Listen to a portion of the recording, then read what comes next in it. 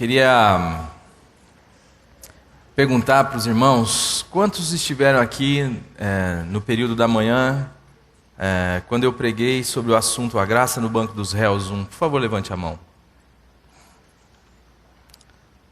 Daria para pregar o boletim novamente. Semana passada, eu preguei no culto da manhã, e a mensagem que o Senhor tinha dado tinha a ver com esta questão: a graça no banco dos réus. Por quê? Qual o motivo? Qual a razão desta aversão à graça, deste combate à graça? Mas quando eu falo aversão à graça, é necessário talvez que se faça uma definição do termo graça.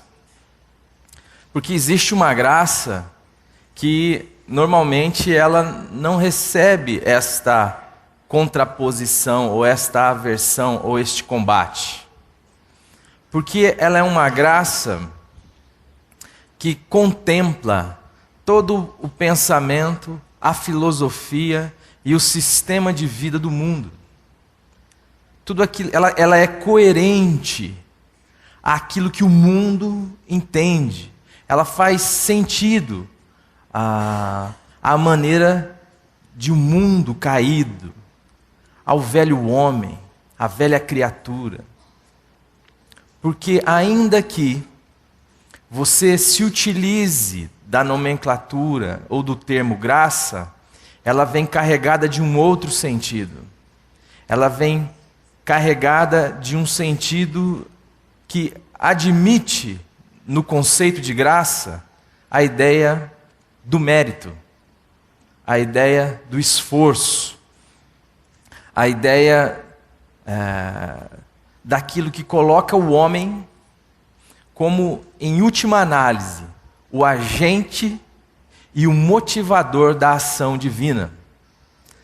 Por consequência, faz do homem, então, aquele que deve ser glorificado, aquele que deve ser exaltado, e tudo o que o sistema do mundo, que o mundo quer e que a religião do mundo propõe, é manter o homem no centro de si mesmo, no centro do mundo, reinando no mundo, reinando na sua vida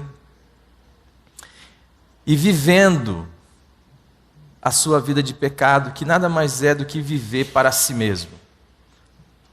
Então existe uma graça que ela pode ser chamada de graça dentro do contexto religioso do mundo, porque ela não carrega todo o peso e todo o significado do que o termo graça quer nos dizer, ou do que a graça encarnada, do que a graça entre os homens, do que Jesus Cristo crucificado vem nos comunicar.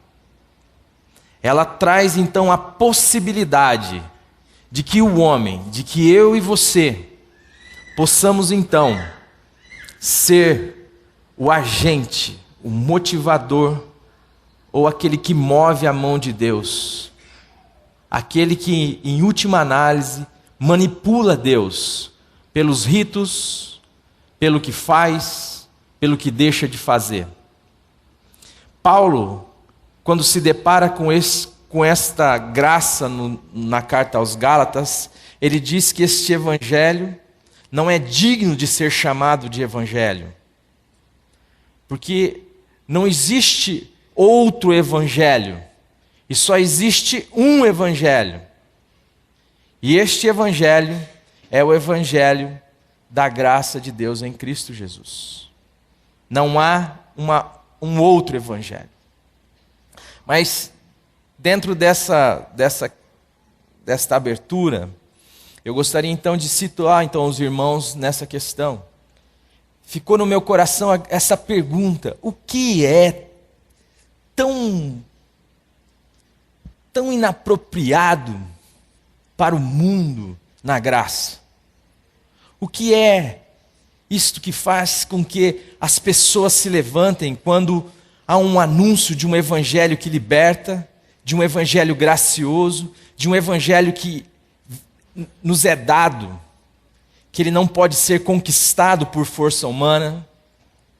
O que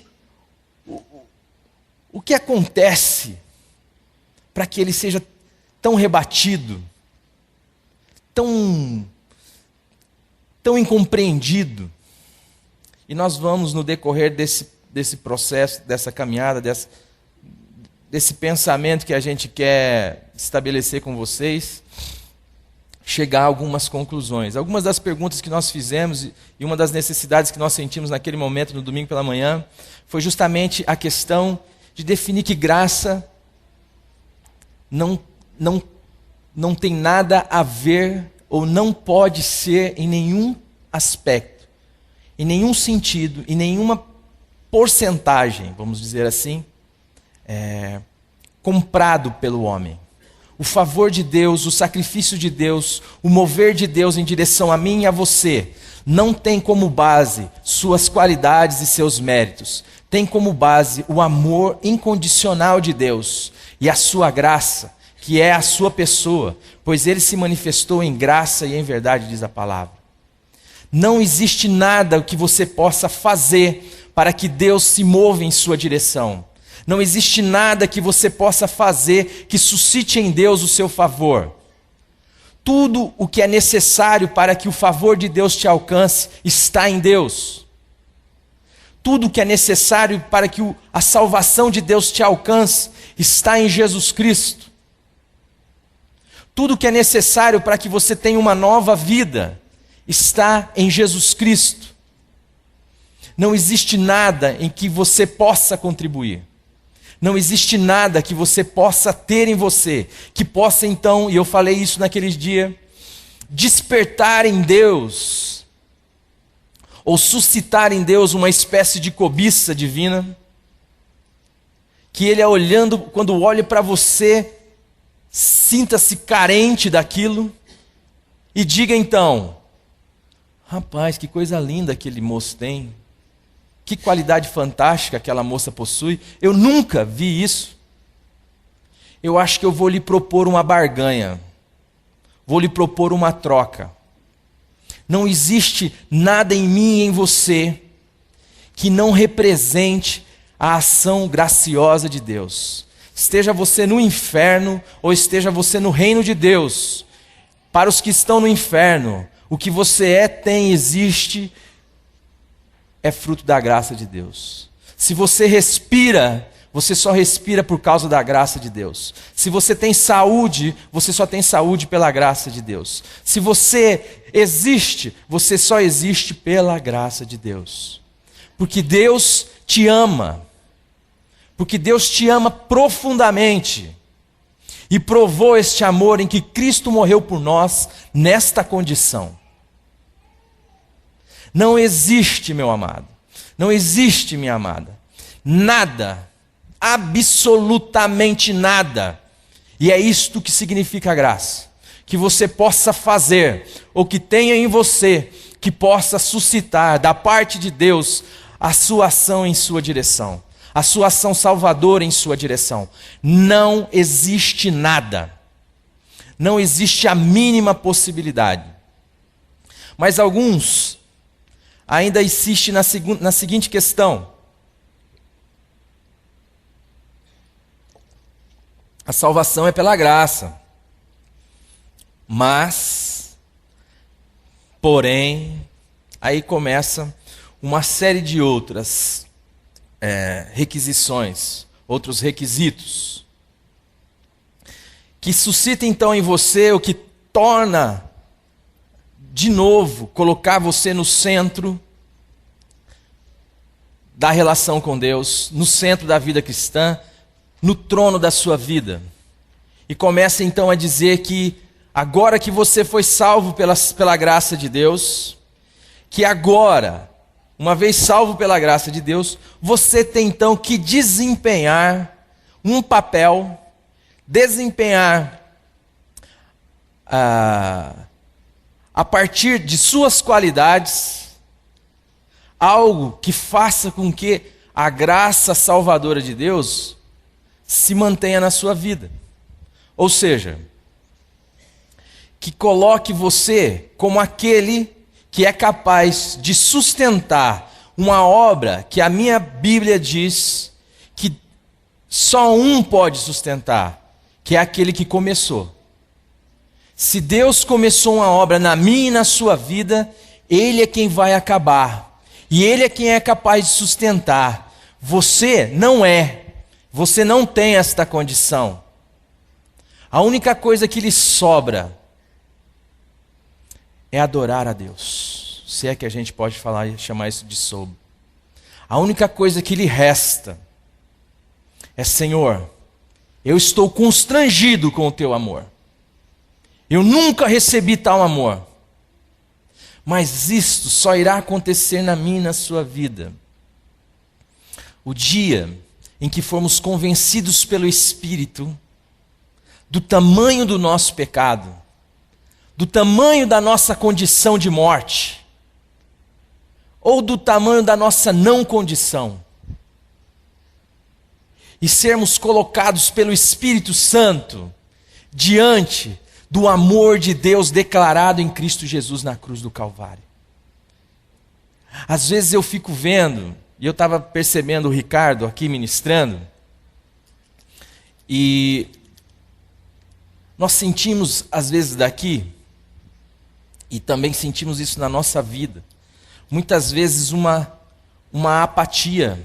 O Ricardo falou sobre essa expressão ali enquanto ele ministrava, uma apatia espiritual.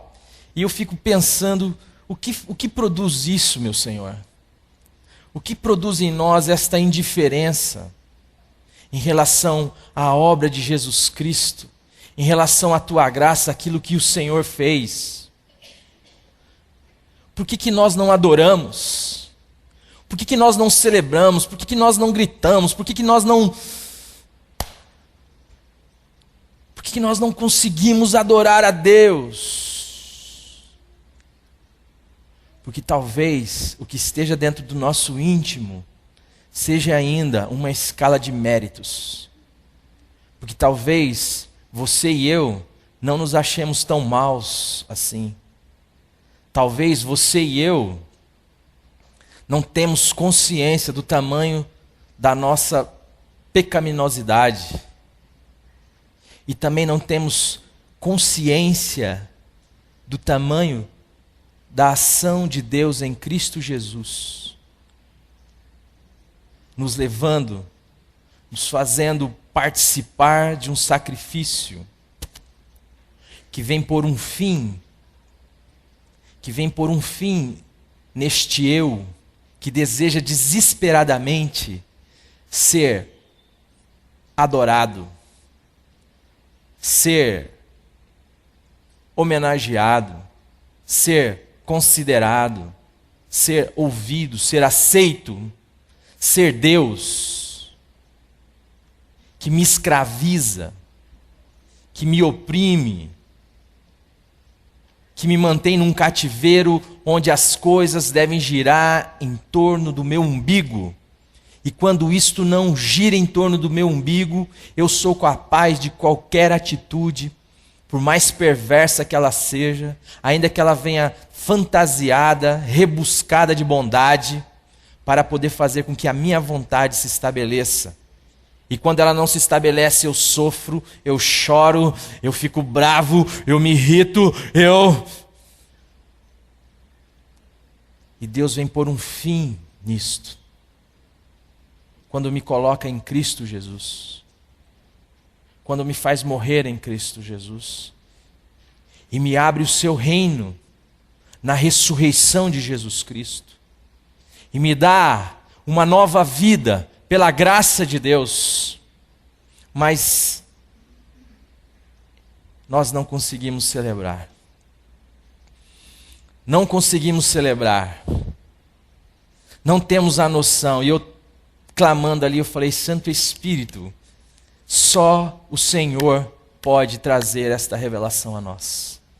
Nós precisamos urgente, a igreja brasileira precisa urgente, pela graça e pela misericórdia de Deus, que o Senhor abra os nossos olhos para o tamanho da nossa apatia, para o tamanho da nossa consideração acerca de nós mesmos e para o tamanho da tentação a qual nós sucumbimos, que é viver um cristianismo sem cruz, um evangelho sem cruz, uma graça sem cruz. E isto nos impede de celebrar, porque na cruz do Calvário não há dignos. Há alguma dignidade quando você olha para um crucificado? Há algum mérito? Alguém é crucificado por mérito? Me respondam. Alguém é crucificado por mérito? E por que nós então queremos viver uma relação com Deus na perspectiva do mérito? A única maneira de levarmos e de vivermos uma vida cristã, Paulo vai dizer que é na cruz.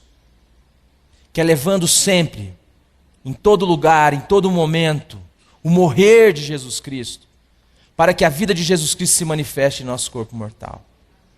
Não há outra maneira. E eu quero dizer já bem claro, eu sei que os irmãos sabem disso, como doutrina, mas como doutrina isto não adianta. Eu sei que os irmãos conhecem a doutrina da cruz, da inclusão, da morte e ressurreição, do novo nascimento, mas não é conhecimento cognitivo. É fé, é realidade espiritual. É quando a cruz faz parte da minha vida. É quando eu vivo. Não mais eu, mas Cristo vive em mim. Não adianta você e eu nos gabarmos de termos o conhecimento da doutrina correta. O que há é, pela graça de Deus, a disposição de se abandonar a este amor furioso de Deus. Mas para que a gente se lance a isto, temos que morrer. E o velho homem não quer morrer. O velho homem quer permanecer existindo. Ele quer manter as rédeas da sua vida. Ninguém desfruta da graça a não ser pela cruz. Ninguém desfruta da vida nova de Jesus Cristo a não ser a partir do momento que perde a sua própria vida. E isto nós não queremos.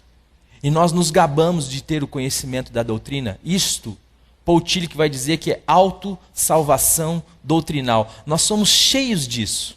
Nós desenvolvemos vários tipos de autossalvação. Uma delas é a autossalvação doutrinal. Isto é gnosticismo. Isto é o que Paulo combatia no livro, na carta aos Colossenses, e que foi substituído na igreja moderna pelo conhecimento, ou pelo pseudo-conhecimento de uma doutrina elevada que a poucos é permitido conhecer, e que por causa deste conhecimento, então, o fulano, o beltrano, o cicrano é salvo. A salvação está em Jesus Cristo, não está em doutrina nenhuma, ainda que exista uma doutrina, ainda que exista a sã doutrina. O fato de você conhecê-la não significa nada, porque a palavra de Deus vai dizer que a circuncisão ou a incircuncisão não tem valor algum, mas sim o ser uma nova criatura. E só é uma nova criatura aqueles que perderam a sua vida no Calvário e aqueles que ressuscitaram em Cristo Jesus para uma nova vida. Então, amados, a partir disso posto, eu gostaria de ler 2 Reis, capítulo 5, Dodô. Vai ser uma leitura meio longuinha aí. A partir do 1 até o 14, Dodô. 2 Reis 5, do 1 ao 14.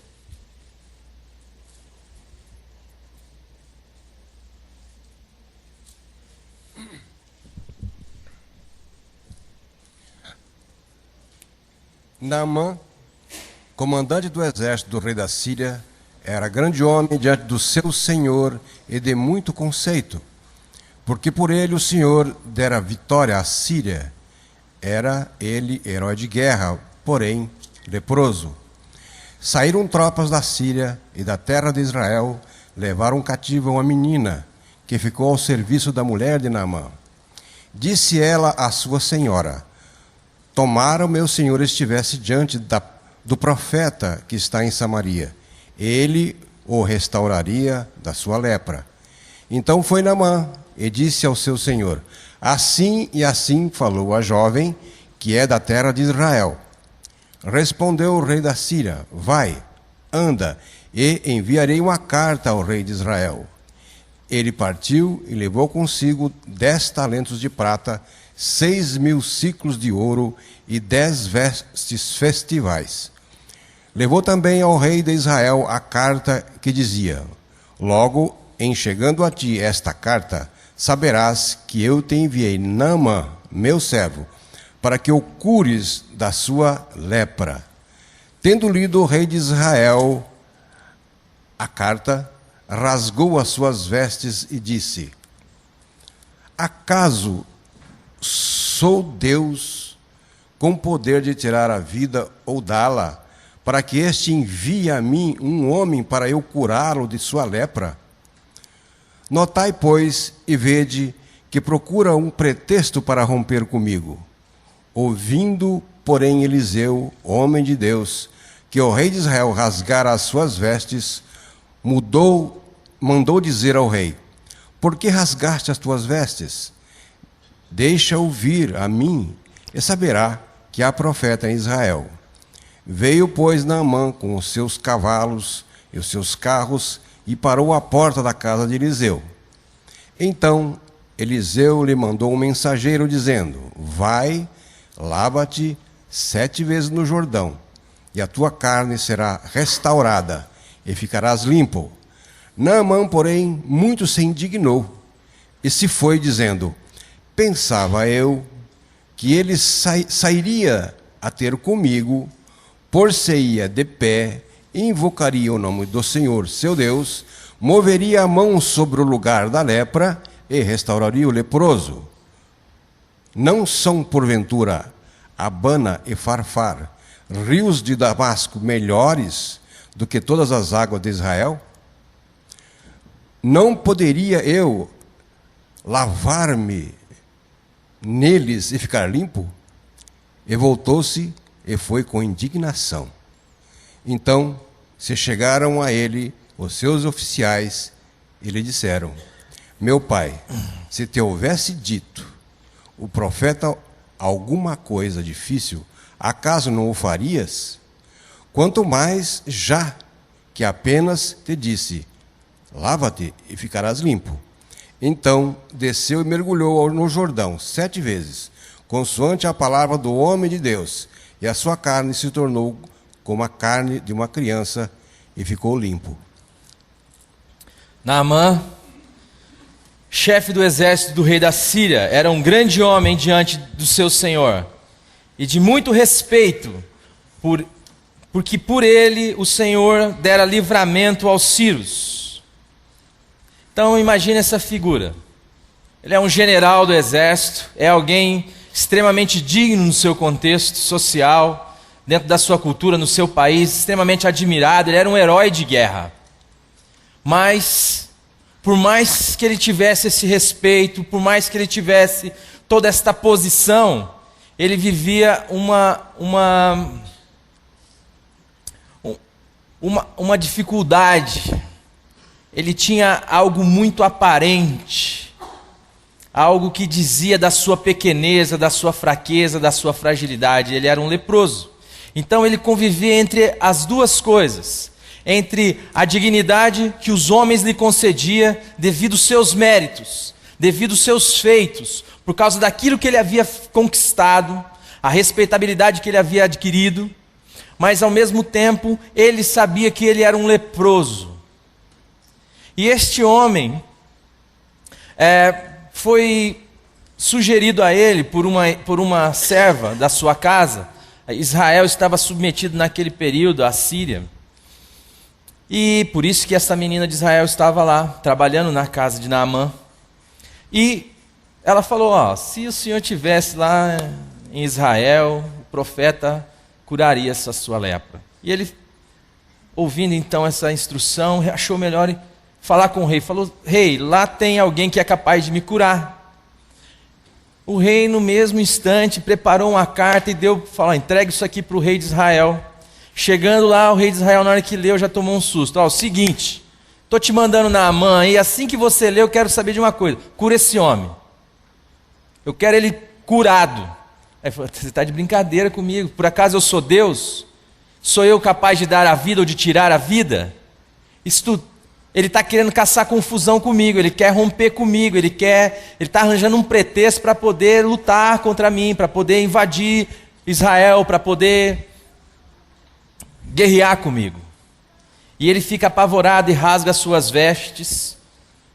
E então o profeta vê e ouve falar de que o rei havia rasgado as suas vestes. Fala, não. Manda esse camarada chegar lá em casa. Quando ele chegar lá, a gente vê o que faz, ele vai saber que há profeta em Israel. O negócio lá é diferente. Então ele já tinha levado aquela pompa toda, levou um monte de coisa para poder mostrar o seu poder, porque é assim. Você percebe que ali ele vai levando uma série de presentes, tesouros valorosos, porque já o pressuposto da sua cura, ele também quer ter glória naquilo, ele também quer ter participação naquilo, ele quer, de alguma maneira, retribuir aquilo. Ele já vai prevendo o seguinte: se eu acaso for curado realmente, eu não posso sair dali sem retribuir este homem. Eu preciso então pagar, eu preciso então mostrar que eu tenho algo de valor para retribuir a ele a cura que ele me fizer.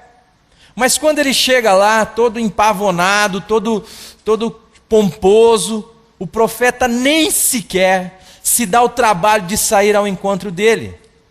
O profeta manda o menino do profeta, manda o mensageiro.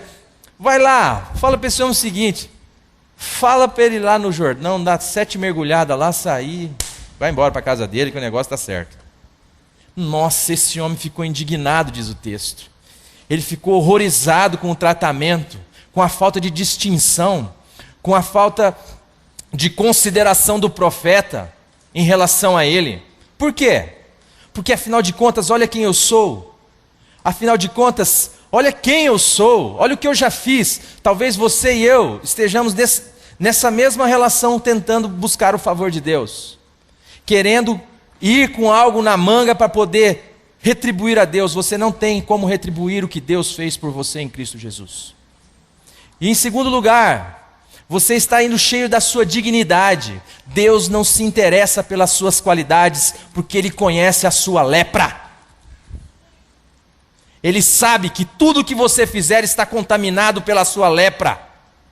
Tudo que você tocar está contaminado pelo seu pecado. A lepra tem esse significado nas Escrituras.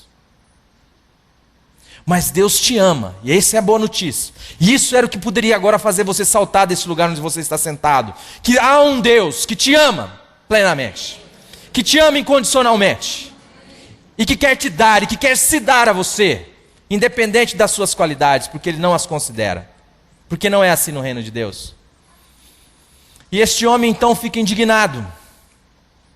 E falei, eu pensei que ele viria aqui, e que ele faria um xamanismo, e que ele, sei lá, ele ia acender uma fogueira, invocar o seu Deus, ia tocar na minha lepra, mas ele não faz nada disso. Por quê? Por quê? Porque eu queria pompa, eu queria que todo mundo visse, eu queria que as coisas fossem colocadas no jornal, eu queria dar testemunho na TV, eu queria. Mas não acontece nada disso. O profeta, não, faz assim, manda ele tomar banho, manda esse cara tomar banho, depois ele... 7 vezes que ele está fedido. Muito bem. A questão é que ele fica indignado, aí os seus assessores falam o seguinte: mas Naamã, se esse cara tivesse pedido para você um negócio difícil, você não teria feito? Se ele mandasse você subir cego de joelho, mijo sem degrau, como diz o rap, você não teria feito? Agora, só porque ele te mandou tomar uns banhinhos aí, você não... Vai lá, rapaz, não custa nada, toma. E ele vai, entra no rio, sai do rio, entra no rio, sai do rio, entra no rio, e é curado. É que o texto continua, mas não dá. Ele vai lá devolver os presentes. Agora eu vou lá levar presente para o profeta. O profeta falou, sai fora com esses presentes seus aí, que eu não... O favor de Deus não se pode comprar. Se um profeta aceita um presente por causa do favor que é de Deus, ele está extorquindo você. Ele está colocando preço em algo que não tem preço. E é o que nós vemos hoje. Muitos falsos pregadores colocando preço na obra de Jesus Cristo na cruz do Calvário, quando não há preço a se pôr na obra de Jesus. E a pergunta que eu fiz no domingo passado é: o que você tem? Quanto você tem no seu banco, lá na sua conta, para poder então recompensar a Deus o favor da salvação, de te fazer uma nova criatura, um filho dele, um herdeiro dele, que tem o Espírito dele habitando em você? Mas aqui revela algo interessante, amados. Nós não conseguimos crer na graça de Deus, justamente porque existe este espírito do mundo satânico invadindo a nossa teologia, as nossas igrejas, que as coisas têm que me custar. Eu não aceito nada que é de graça, porque eu não aceito nada que eu não possa restituir no mesmo padrão, porque senão isto me ofende, isto acaba comigo, isto me coloca numa condição de demérito, porque o mundo vai dizer para você, só há valor aquilo que você conquistou, aquilo que você fez, aquilo que você adquiriu com as suas habilidades, com as suas qualidades. Mas eu queria dizer para você, amados, e eu gostaria de, em nome do Senhor Jesus, que você entendesse isto como uma declaração minha de amor a você. Que eu não estou aqui para dar bronca em ninguém, eu estou aqui para falar para mim e para vocês. Nós precisamos desistir de nós. A palavra de Deus diz em Lucas 9, 23, se alguém quer ser discípulo de Jesus Cristo, a si mesmo se negue. Eu tenho batido nessa tecla porque eu ouvi que pregação é um negócio que é assim, Eu vou bater com a mão aqui porque o outro doeu. Pregação é um negócio que você vai batendo, uma hora entra. Desistir de nós mesmos não se trata de rigor ascético, não se trata de ficar, não vou olhar, não vou fumar. Não se trata disso, gente. Desistir de si mesmo é aceitar o veredito da palavra de Deus que diz: não há nenhuma condição em você. Não há como você atingir o meu padrão de santidade, não há como você atingir o meu padrão de justiça.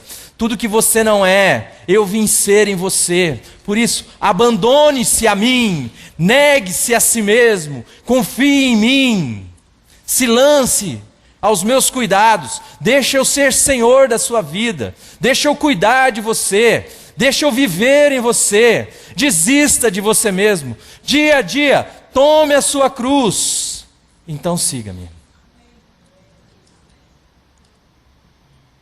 Não há, mas nós queremos algo que seja difícil.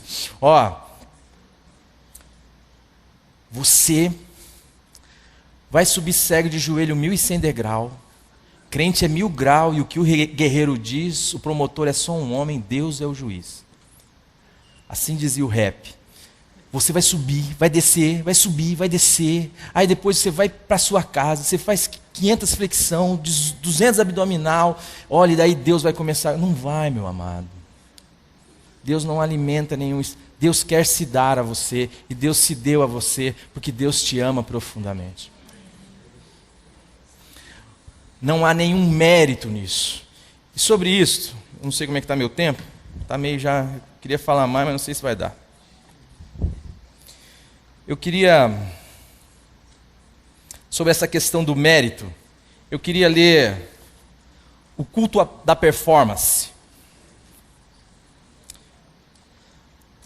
Não falta quem discorde da tese de Weber, de que a teologia calvinista acabou precipitando inevitavelmente a ascensão do capitalismo. A dúvida parece... Eu não sou armeniano nisso, eu não sou armeniano, viu, irmãos? Eu só estou lendo o texto aqui.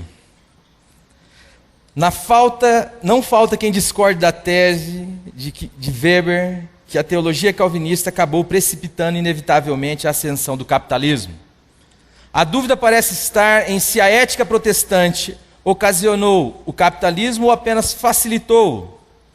No que me diz respeito, já é suficientemente desconcertante que ela não tenha evitado. Mesmo quem desconfia das conclusões de Weber, não tem como negar que a rápida expansão do comércio e a ascensão do industrialismo coincidiram precisamente com o incêndio revolucionário da Reforma Protestante. Para o bem ou para o mal de sua reputação, a trajetória do cristianismo evangélico protestante foi desde o princípio associada a uma postura agressivamente mercantilista. E o sucesso histórico dessa conjunção protestantismo-capitalismo é espetacularmente epitomizada em nossos dias pelos Estados Unidos. Assim que surgiram em cena, na verdade, os protestantes roubaram do mundo católico o monopólio da transação comercial e do fluxo de riquezas. Os agilíssimos protestantes holandeses, com sucesso enxuto de suas gêmeas companhias da Índia, ocidentais e orientais, desbancaram com facilidade os católicos portugueses, sendo que Portugal é quem havia inaugurado e colocado em funcionamento a primeira rede comercial verdadeiramente internacional, com ramificações em todos os continentes. A ascensão dos holandeses foi a primeira manifestação inequívoca de uma tendência de que não seria mais revertida.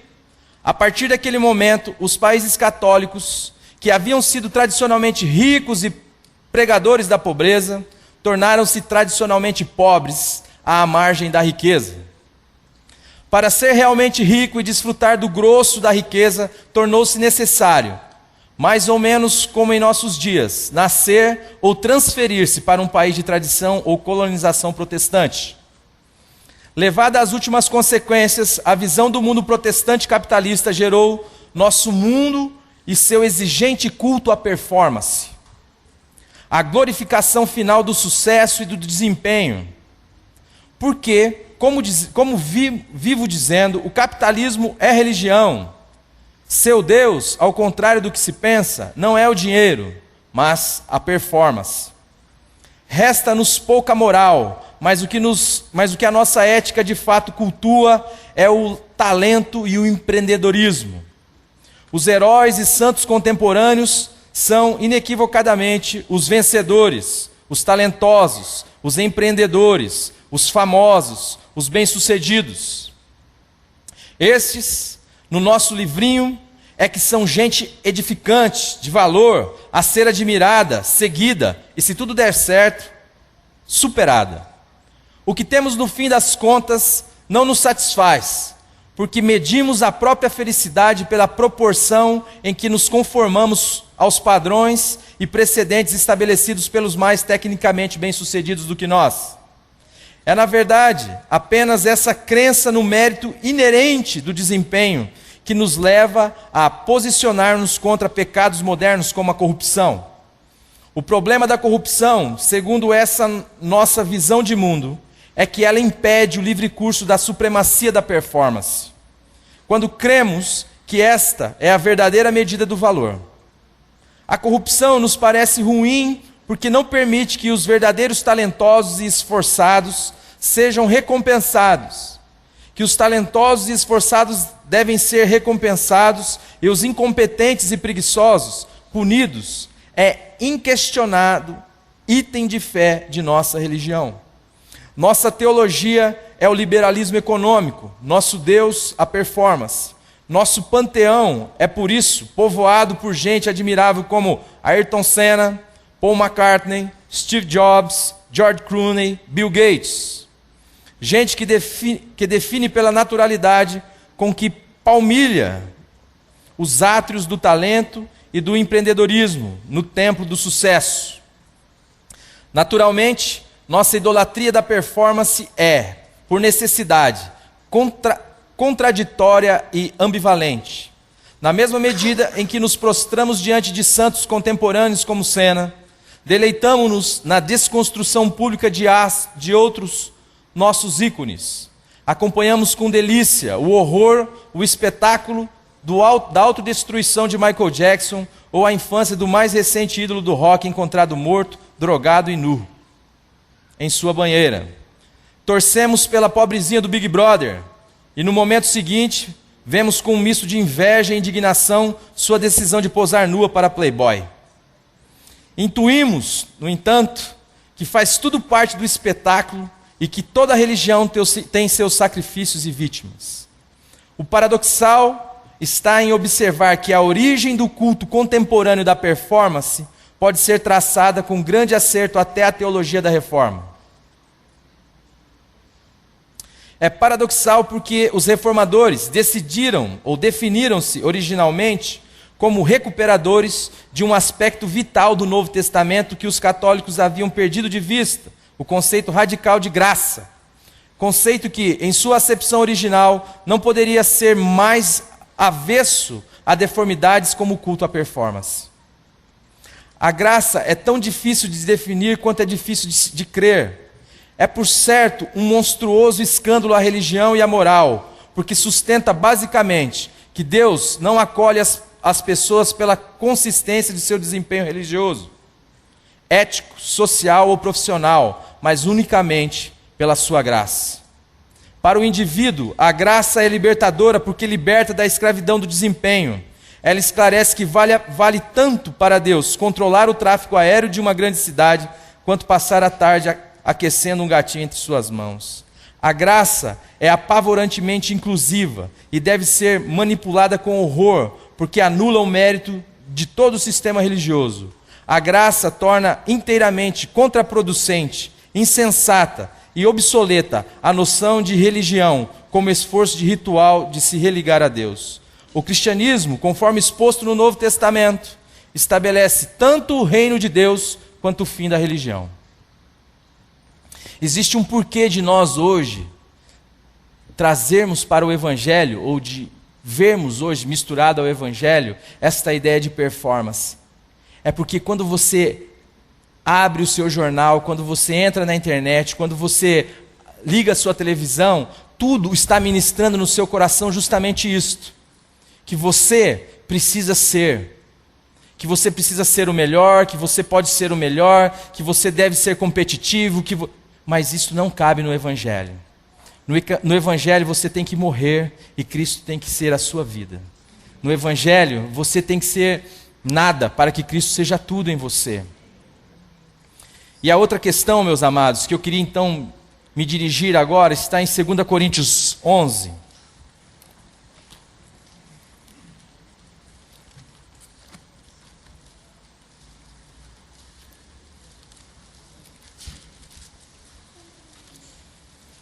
Acho que eu vou encurtar um pouquinho o texto aí, Dodô. Eu vou pedir para você ler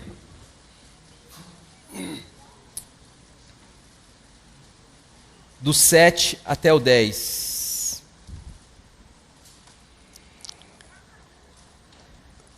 Cometi eu, porventura, algum pecado pelo fato de viver humildemente para que fosseis vós exaltados, visto que gratuitamente vos anunciei o Evangelho de Deus?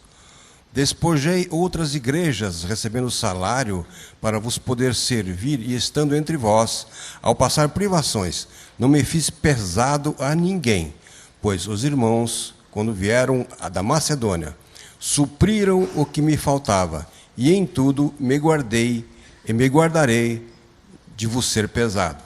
Dodô, o 12. Mas foi bom você ler esse texto aí, eu gostei. O 12, do 7 ao 10. Eu tinha falado o 11 antes, depois falei, eu vou encurtar o texto do 12, do 7 ao 10.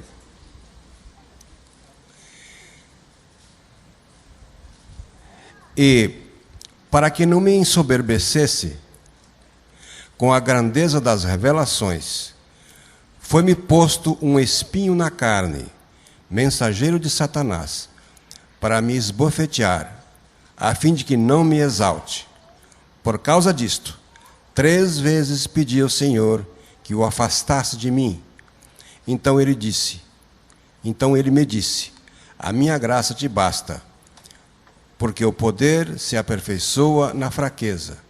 De boa vontade, pois, mais me gloriarei nas fraquezas, para que sobre mim repouse o poder de Cristo. Pelo que sinto prazer nas fraquezas, nas injúrias, nas necessidades, nas perseguições, nas angústias, por amor de Cristo, porque, quando sou fraco, então é que sou forte.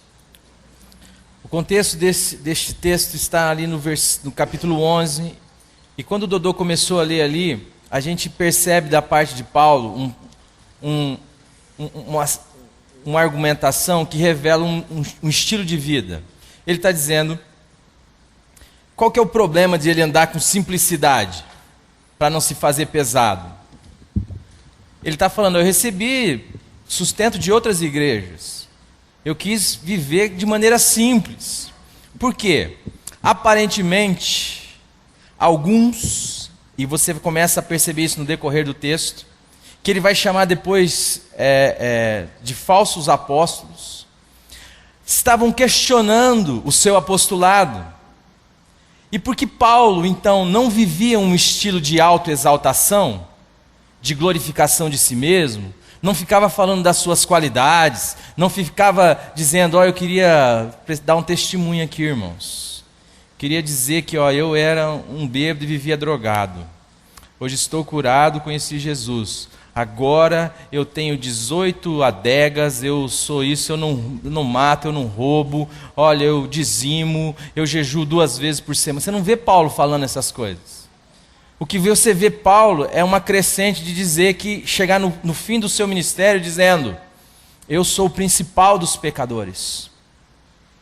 E Paulo, porque vivia a expressão do evangelho da graça, que sabe que Deus não nos aceita por mérito, que Ele não está interessado em glória humana, mas sabe que todo ser humano carece da sua glória. Paulo então vivia desta maneira. E estas pessoas então questionavam o seu apostolado, diziam, ele não deve ser apóstolo. Ele nem andou com Jesus, ele não estava lá junto com os 12 na época, como é que ele quer ser apóstolo? Então ele vai trabalhando isso no decorrer do capítulo 11, mas aí ele entra numa questão, então tá, já que é para viver nessa perspectiva aí, então vocês me tolerem por um momento como um louco, como um tolo. Vocês querem então entrar nessa questão de autoexaltação, de ser forte, de ser um cidadão padrão? Então vamos lá, vocês são judeus? Eu também sou. Vocês são descendentes de Abraão? Eu também sou. E ele começa a entrar por essa linha, ele vai dizendo todas as suas qualidades, e ele diz assim, falo como que fora de mim, falo como que por loucura, falo como que alguém que está fora de si. E ele vai dizendo, em naufrágio muito mais, em açoites muito mais, em apedrejamentos, em perigo entre irmãos, em perigo entre gentios, e ele vai falando de todo o seu currículo ali. Fora isto, meus amigos, vocês estão achando pouco? Pesa sobre mim ainda o cuidado com todas as igrejas. Quero saber, você cuida de que igreja? Você fundou que igreja? Você plantou igreja aonde? Então, eu sou todas. Quem se entristece que eu não me entristeça? E ele começa então a falar, e não cabe aí, não vou parar por aí não. Eu vou explicar um outro negócio para vocês. Eu conheço um homem que se fora do corpo, não sei, se no corpo, não sei, Deus é quem sabe. Eu só sei que este homem foi arrebatado até o 3º céu e viu coisas que não é ali sequer ao homem pronunciar. Olha, eu tenho umas experiências aí, meus amigos, só para contar. Vou contar. Você quer saber se é no corpo, se é fora do corpo? Eu não sei, é Deus quem sabe, mas eu vou dizer para você, eu vi uns negócios, e me contaram uns negócios, que eu não posso contar para vocês, sabe por quê? Não dá, velho. Agora, de um assim me gloriarei eu, de um cara assim me gloriarei eu. Se for essa a questão, se for este o sistema, mas eu vou explicar para vocês uma outra realidade que Deus tem me ensinado na perspectiva da cruz. É que para que a soberba não tomasse conta da minha vida, porque eu sou um pecador que dependo da graça, Deus me deu um espinho na carne. Deus me deu uma estaca. E eu orei 3 vezes ao Senhor para que o afastasse de mim. E o Senhor falou, não. A minha graça te basta, porque o meu poder se aperfeiçoa na sua fraqueza. Irmão, desista de você, Cruz é lugar de fraqueza. Fortaleza é lugar de religião. Cruz é lugar de morte. Glória humana é lugar de religião. Isso não tem nada a ver com o reino de Deus. Reconheça que você é pó. Sabe as estacas que Deus tem permitido estar na sua vida? Sabe os espinhos na sua carne? São para dizer isso para você. Você é pó. Desista de você. Se eu apertar, dói.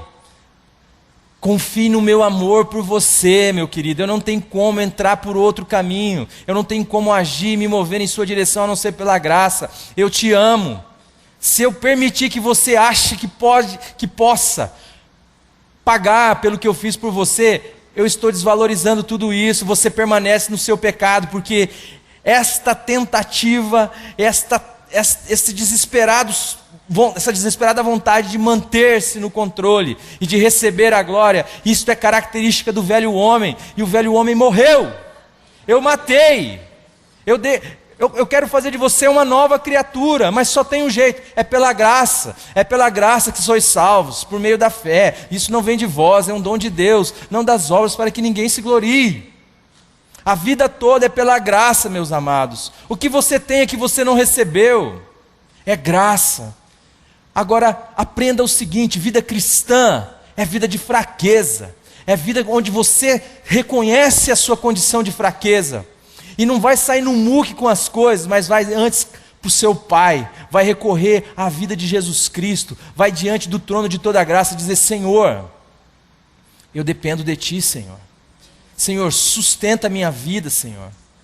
É vida de comunhão, de dependência, de relação. Não é vida de independência, onde você sabe o que é certo e o que é errado, então acha que pode fazer o que é certo, porque isto é árvore do conhecimento do bem e do mal. Isto não é vida nova. Agora, por que isso é questionado? Porque algumas pessoas, oportunistas da fé, que não têm o novo nascimento, portanto não podem ver, Julinho, o reino de Deus. E nós precisamos entender que novo nascimento não é ir para o céu. É também. Novo nascimento é ver o reino de Deus. Algumas pessoas que não têm novo nascimento, que também por consequência não passaram pela cruz, tentam se apropriar do conceito teológico de graça para justificar o seu pecado, para viver para si, para dizer: já que é a graça, então vamos viver de... Paulo já sabia disso, já respondeu isso em Romanos 6:1. Já está lá escrito: permaneceremos no pecado para que a graça aumente? De modo nenhum. Qual modo? De modo nenhum. Como viveremos no pecado nós, o que para ele morremos? O Silas falou muito bem isso ontem aqui nos jovens. Ser salvo é ser liberto do pecado. É o pecado que não é mais senhor da sua vida. Ele pode te assediar, como Silas disse ontem, mas ele não pode mais ser seu senhor, porque existe um Senhor sobre a sua vida, a quem você pode recorrer. E diante da sua fraqueza, diante do pecado, você pode chegar para Deus e falar: Senhor, manifesta a tua vida em mim. E não receber a ordem do pecado e se submeter a ele como se ele fosse Senhor da sua vida. Porque a palavra de Deus vai dizer que a quem você se submeter como Senhor, ele será Senhor da sua vida. Ou do pecado para a morte, ou de Cristo para a vida. Não há esta possibilidade em você, mas há esta possibilidade em Deus, que habita em você. Se você é um filho de Deus, se você nasceu de novo, se você é um regenerado, não se você conhece a teologia, mas se você agora é um com Deus, e essa é a única maneira, pela graça de Deus em Cristo Jesus. Então, meus amados, eu estou meio adiantado na hora aqui, eu tinha muita coisa para falar, mas não vai dar. Mas eu queria deixar isto claro no coração de vocês. Nós precisamos atentar para isso, não ter vergonha do Evangelho, da graça de Deus, que nos dá tudo em Cristo Jesus, ainda que nós não mereçamos e não temos o que fazer para merecer, ainda que isso pareça um absurdo para a coerência humana. Não podemos ter vergonha do Evangelho, porque é o poder de Deus para a salvação de todo aquele que crê. Você não é obrigado a viver no seu pecado se Cristo é a sua vida, porque há uma outra possibilidade que se abriu em você, a possibilidade do Espírito da vida. Agora, se você é um daqueles oportunistas da graça, Que Deus tenha misericórdia de mim e de você. Porque também eu às vezes sou tentado a me oportunizar da graça. Tenho que clamar a misericórdia de Deus. Mas não é isso para que o Senhor te chama. Para o Senhor te ordenar a buscar a santidade, é porque Ele já te santificou em Cristo Jesus. Só tem um sentido a gente andar em direção a Deus, é o dia que Deus veio ser tudo em nós. Paulo vai dizer que ele anda em uma direção só agora, que ele esquece das coisas que para trás ficam e ele prossegue para o alvo, para o prêmio da soberana vocação em Cristo Jesus. E ele diz, não que eu seja perfeito, ou que tenha alcançado a perfeição, mas a questão é que busca alcançar aquilo para o que ele também foi alcançado, ou seja, ele não é perfeito e nem alcançou a perfeição, mas a perfeição o alcançou. Você não é perfeito, mas Cristo é a sua perfeição. Você não é santo em você mesmo, mas Jesus Cristo é o santo em você. Em Cristo você é santo também. Você não pode nada em você, mas em Cristo você pode todas as coisas. Todas as coisas que fazem sentido no reino de Deus. Assim como Deus não pode mentir, você não foi chamado para ser uma nova criatura e viver na sua mentira. É uma incoerência isto. E uma hora nós vamos tratar desse aspecto também. É só para deixar claro que a graça não é justificativa para o pecado, mas é justificação para o pecador. Amém? Amados,